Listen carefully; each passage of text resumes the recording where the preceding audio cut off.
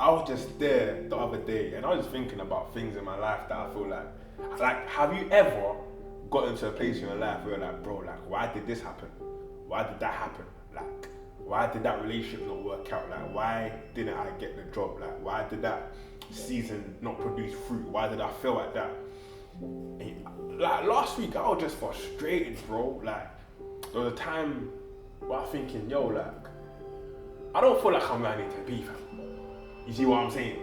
Like, I don't feel like I need to be where I need to be in life. Like, there's been so many shut doors, there's been so many rejections, there's been so many missteps, and I'm thinking, yo, like, God, like, what go on? You see what I'm saying? Yeah.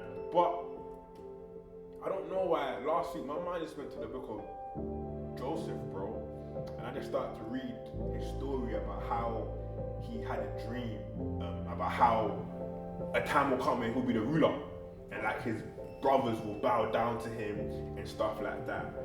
But Joseph had no idea what Joseph had no idea about what he was about to experience, bro.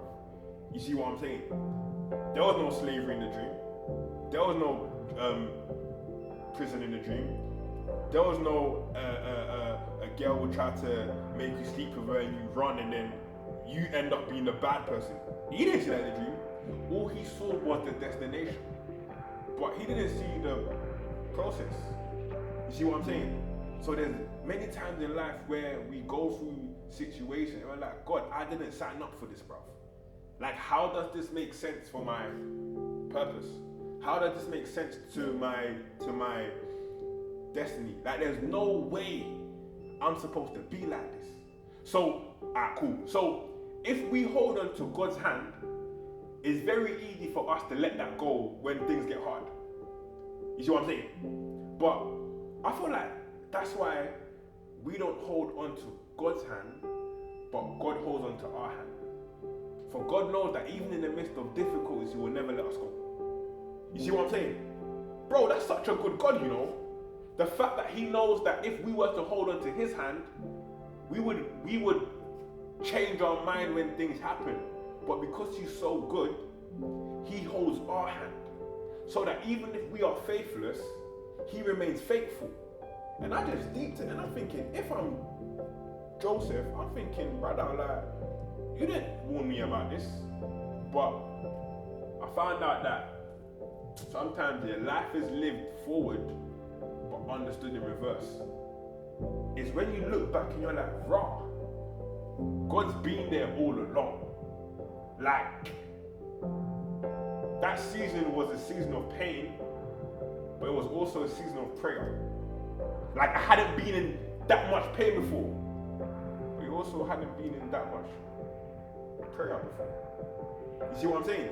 Like, every season worked for our good as a believer. So it's like, we can see to the mountaintop, God can see over it. Like, we can see to the corner, God can see around it. So why won't we trust Him with our lives? Like, why won't we trust Him in dark situations and know that if He's the Alpha and the Omega, that means that He's the God of my in-between as well. You see what I'm saying? And I feel like there's so many people who are prisoners of the moment or of their past, and they're trying to figure out how this makes sense to my life. Like, I never expected to be a mum at 16. Like, I never expected to be out of uni, everything, and I ain't had a job for the past 2 years. Like, I never expected to be peaches and cream and then the relationship still didn't work out. Yo, like, you can be peaches and cream, people just don't like peaches. That has nothing to do with your value, but it don't change the fact that it hurts, you know. And sometimes it's like our perspective needs to be one that, God, you do all things well.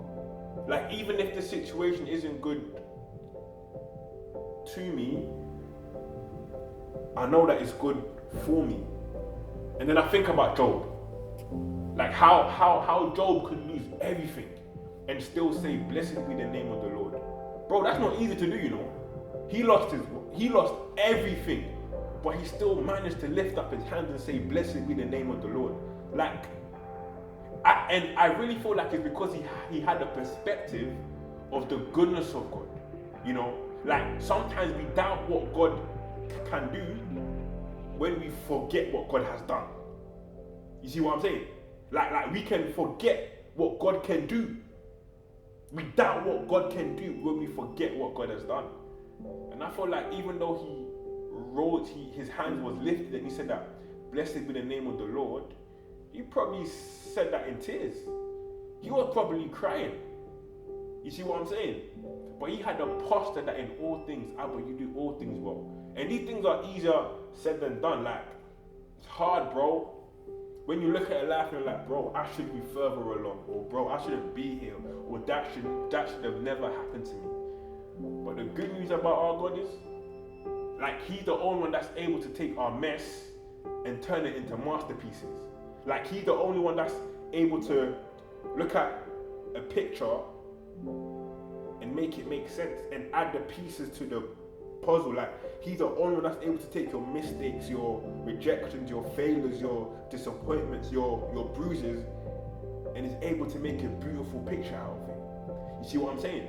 And I feel like many people are prisoners of their past, and it's like God can use that. Joseph is a prime example, man. Even when he was thrown into slavery and thrown into the jail, the Lord was still with him. And if not for the jail season, how would he have been able to interpret dreams that would have eventually made him ruler? Because the king did not need a dreamer. The king needed a dream interpreter. And if not for the jail season, that would not have been revealed, that would not have sprung forth out of Joseph, that he is able to interpret dreams by the Spirit of God. So every season produces, bro. It may be painful, but it would produce. It might be frustrating, but it's fruitful if we just ride it out and know that at the end of this all, this would work out good. So I don't know who this is for, man. This might even be for myself, but if you relate, man. But I feel like in moments where your past or your present tries to put you in a prison, there's one thing that I want you to know, man. There's one thing that I hold dearly to my heart. That as long as I keep God at the forefront, as long as that's my perspective, one thing that I would always know is that I don't need to be in bondage to this. I don't need to be enslaved to what happened to me or what is happening to me. If I remain faithful, I would see that Abba does all things well.